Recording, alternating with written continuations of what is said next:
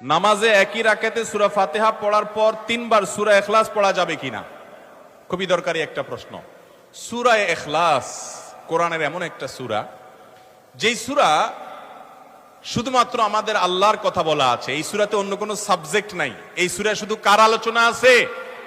এরকম আরেকটা সূরা কোরআনে নাই যে সূরার শুরু থেকে শেষ পর্যন্ত শুধু আল্লাহর গুণগান আছে, আল্লাহর বৈশিষ্ট্যের কথা আছে, আল্লাহর একত্ববাদের কথা আছে, অন্য কোনো সাবজেক্টই নেই। এটা সাবজেক্টই শুধু আল্লাহ তাআলা। এই জন্য এক সাহাবী এই সূরাকে খুব ভালোবাসতেন।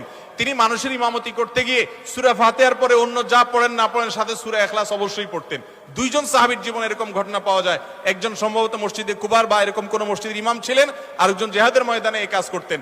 সাহাবীরা এসে বলছেন, ইয়া রাসূলুল্লাহ, উনি নামাজ পড়ালে অনেক লম্বা সময় ধরে সালাত আদায় করে, আমাদের কষ্ট হয়ে যায়। নবীজি ডেকে বলছেন, তুমি কেন এই কাজ করো? বললেন, ইয়া রাসূলুল্লাহ, সূরা ইখলাস এখানে আমাদের রবের কথা বলা হয়েছে, আমার রবের পরিচয়ের উল্লেখ দেওয়া হয়েছে।